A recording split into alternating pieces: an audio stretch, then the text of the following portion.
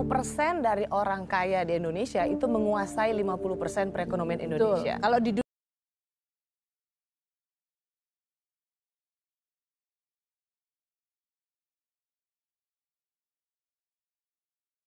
Tapi sekarang apa yang terjadi?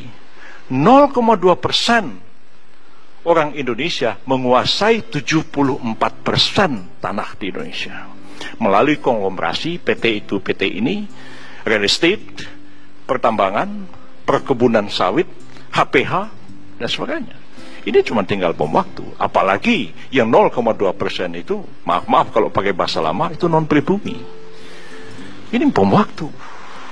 Nah, jadi saya pikir hanya presiden yang cerdas dan berani, hanya presiden yang cerdas dan berani, hanya presiden yang cerdas dan berani yang bisa menyelesaikan soal ini, dan dia memang punya kewibawaan yang besar untuk berbicara kepada semua pemimpin yang ada di negara kita ini.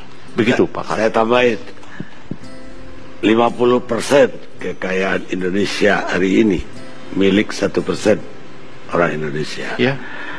70% kekayaan milik 10%. 30% bagi untuk.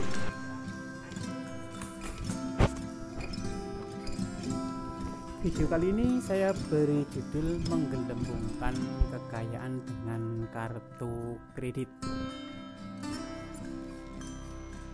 Sudah jelas bahwa ada 1% orang kaya di Indonesia menguasai 49% tepatnya, bukan 40% ya, 49% atau 50% dah sistem ekonomi Indonesia seperti yang dikatakan oleh Ibu Sri Mulyani.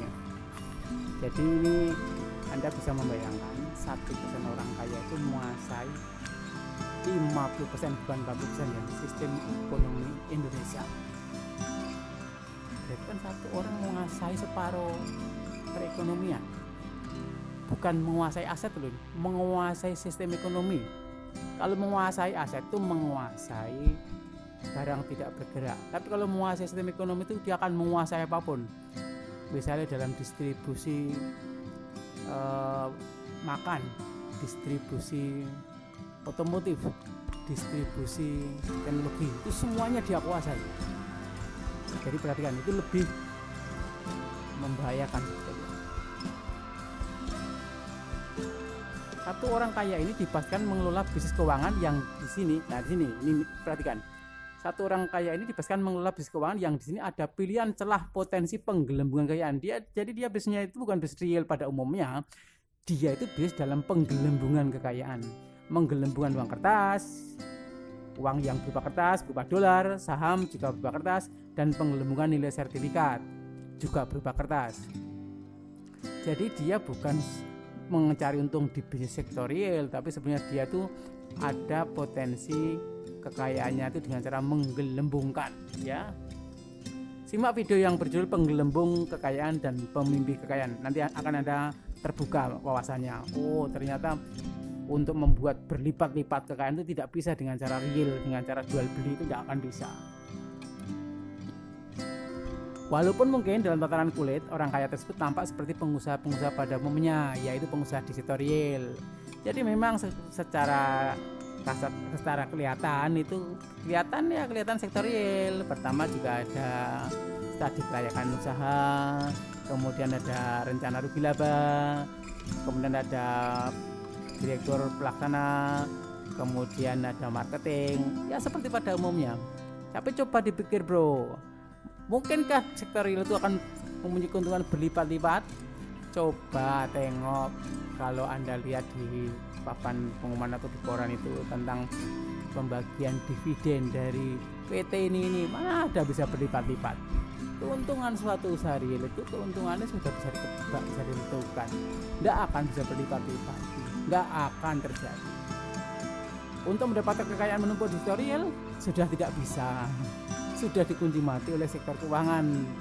Sektor real itu sudah saya katakan dalam penggelembung dan pemimpi kekayaan itu hanya menempati separuh, 99 orang menempati separuh ruangan, satu orang menempati separuh ruangan. Jadi 1% orang menempati 1,5 ruangan, 99% atau ruangan lain yang lain itu dikuasai oleh sektor real itu. Jadi sudah nggak mungkin dia menggelembungkan kekayaan di sektor real, sudah tidak bisa. nggak usah berdebat berbuih, nggak mungkin, sudah dikunci mati oleh sektor keuangan. Mereka hanya akan hidup dengan keuntungan yang sudah bisa ditebak. Sektor real itu Anda pakai mekanisme opportunity investasi pun keuntungannya bisa ditebak. Sudah tidak ada jalan untuk mempunyai kekayaan berlipat kecuali dengan curang di dalam sektor real itu. Itulah mengapa banyak pejabat jika mau kaya harus berusaha payah dengan cara korupsi, karena sudah tidak ada cara lain dengan benar untuk membuat berlipat-lipat kekayaannya. Tidak seperti dalam sektor keuangan atau penggelembung kekayaan.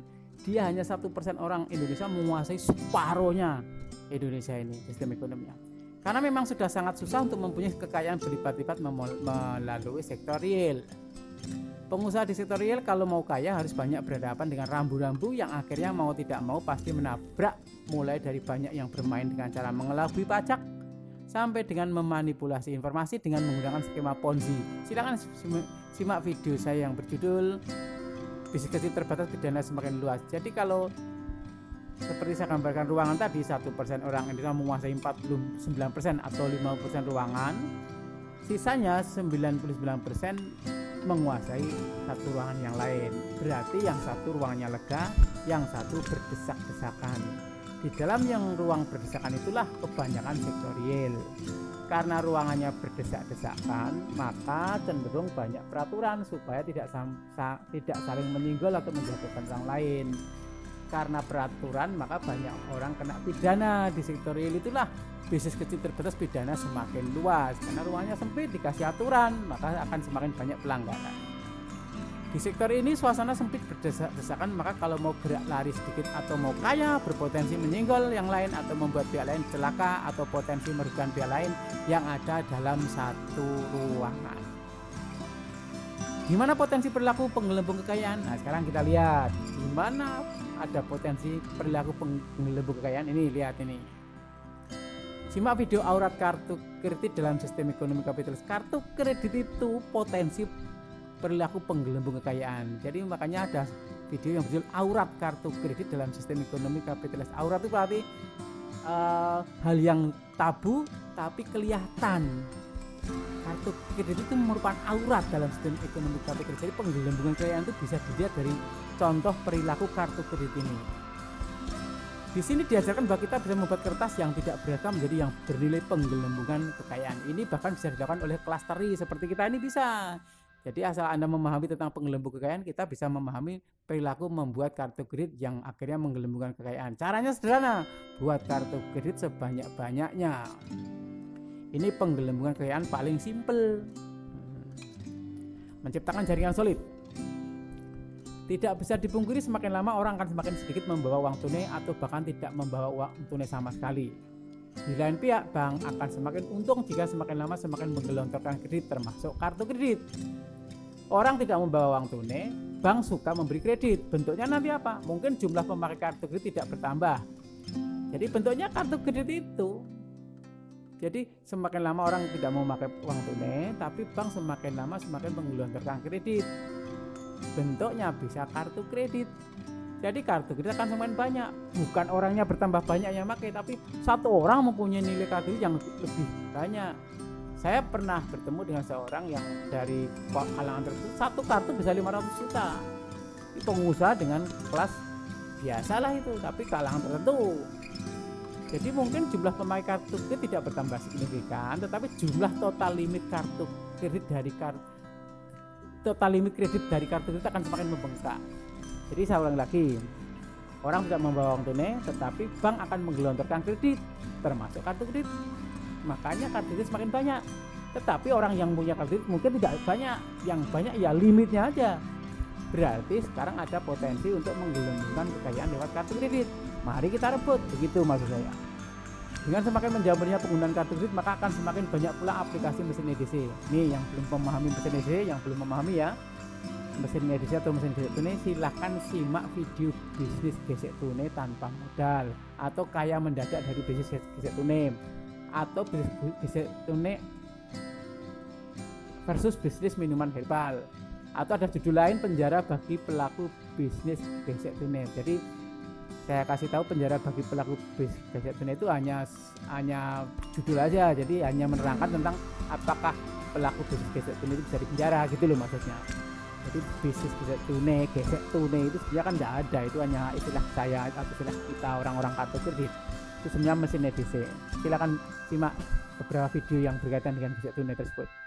Seharusnya kita bisa membuat suatu jaringan yang semakin luas. Potensi uang tunai yang ada dari kartu kredit bisa dimanfaatkan secara maksimal, apalagi dengan memperbanyak jaringan berikut dengan pengadaan mesin EDC. Kita bisa membuat apapun bank saja kita bisa buat, yang penting antar komunitas harus paham. Tentu yang kita inginkan adalah komunitas yang masing-masing mempunyai kondisi yang bisa memaksimalkan potensi yang ada.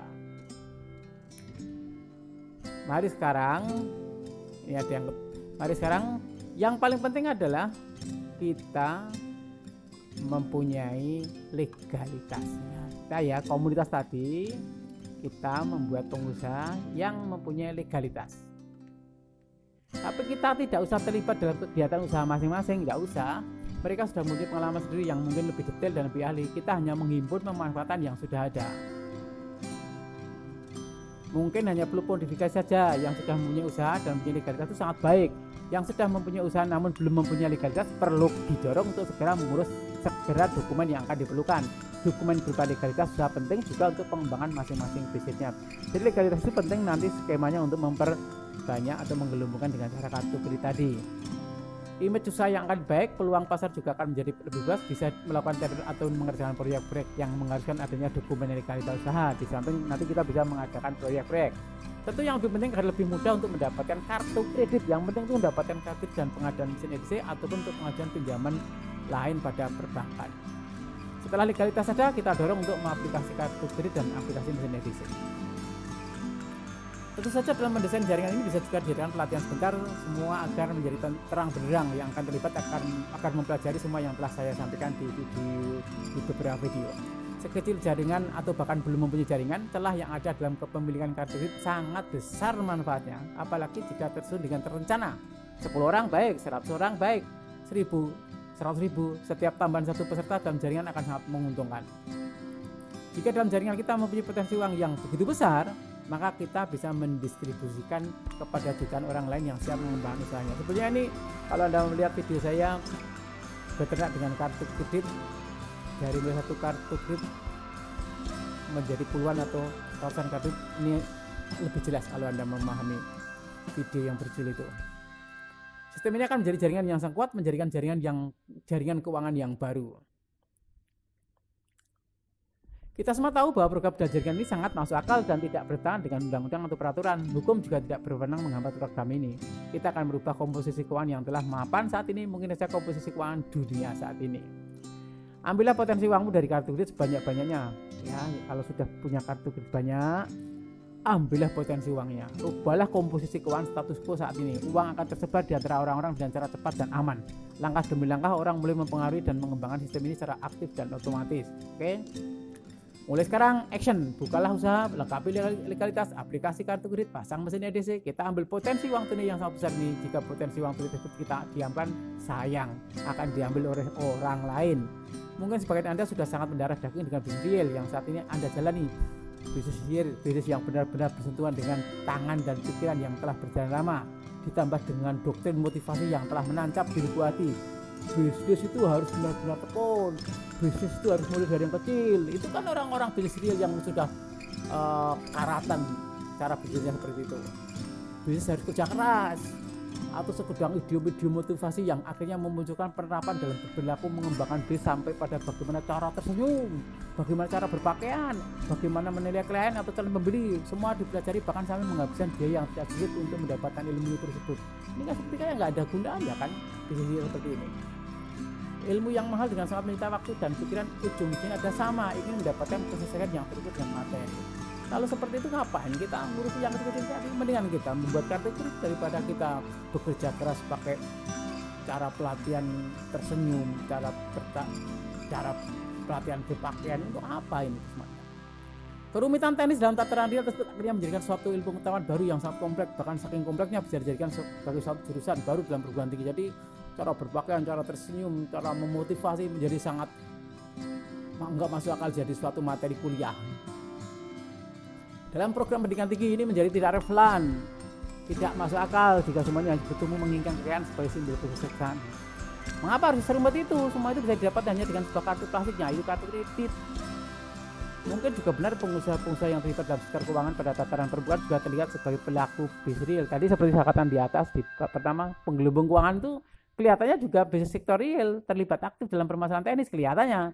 Tapi lihatlah yang sebenarnya mereka terlibat dalam sektor penggelembungan kekayaan melalui sektor keuangan, permainan uang kertas, permainan saham yang jadi kertas, permainan sertifikat properti yang bisa dijamin kepada orang yang juga terbuat dari kertas, juga permainan kartu kredit yang terbuat dari plastik. Pirit sebetulnya. Keahlian Anda dalam hal teknis yang berada di tataran real tidak usah ditinggalkan jika nggak apa-apa. Yang sudah terlanjur sering rumit itu nggak usah tinggalkan. Itu merupakan kunci untuk membuka pintu keuangan yang sangat luas. Namun pintu itu sebenarnya sangat mudah dibuka. Siapa yang segera membuka pintu maka segera menemukan ruangan yang luas tersebut, tetapi yang terlalu sibuk sehingga tidak segera membuka pintu maka dia hanya selalu berebut kunci dengan yang lain pada tataran real.